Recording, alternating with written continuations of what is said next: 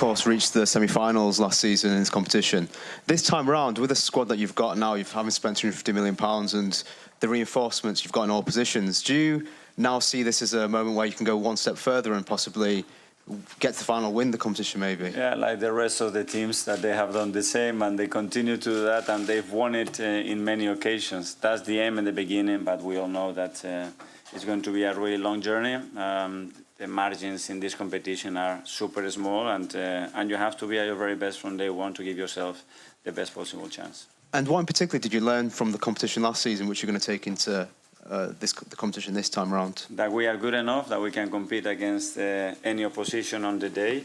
And on top of that, that two things have to go your way. You need to have a full squad available when it comes to the most critical moments in the season.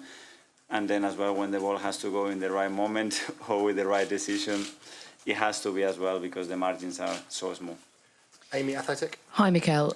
Was part of the strengthening in a lot of numbers this summer down to that feeling when you're in the semi-final and your numbers are short and you think, I don't want to be here next year, where you're struggling to put out your best team when it counts? Well, when we were training, we had 8 or 9 fit players, and we're going to games with 13 players, and at that level it's extremely difficult. But I think even with that condition, we did really, really well. We gave ourselves an unbelievable chance, and we were very unlucky in the semi-final not to get through. David Raya was just here, and he was talking about how much it almost seemed to still hurt when he thinks about the semi-final and being in that position.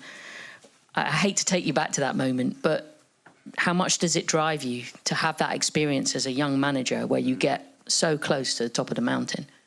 Well, it is that, and that moment you get deflated, and you have to understand what you need to do to put yourself back in the same position and start actions actually that matter to give yourself the chance to achieve that. And that's it. You take a lot of learnings from it. It's painful because it's not only what we feel, it's about the expectation that we created and the real conviction that we had within the club, the team, that we could go all the way, because we showed a very high level of consistency and quality throughout the competition, and learn from it and try to be better. OK, a couple more in English and we'll go to Spanish questions. George from BBC. Mikel, hello. Sorry, just the way you've started the season, do you sense from the players that after the hurt of last season, they're ready to win the Champions League? And you mentioned... But it's not that simple. I mean, you are so willing to do and you want to be better. I sense a very clear intention that they want to be better every single day. And that's the start and the end. And with there is nothing else to control, create the energy, the belief amongst the players, the understanding and the feeling that we can compete against any opposition. And yeah, certainly they have that.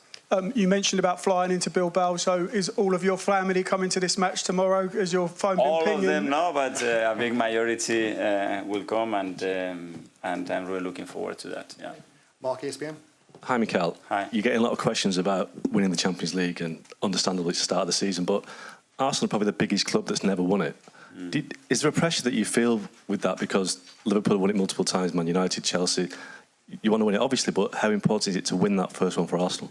Well, that tells you, with our long history, how difficult it is, because we haven't won it yet. And that's the opportunity. That's how I see it. The pressure is the opportunity that thrives that energy, that willingness to be better every single day, to make decisions that are in that direction. And every decision, then if we win not that much, every decision has to be with that standards and with those expectations.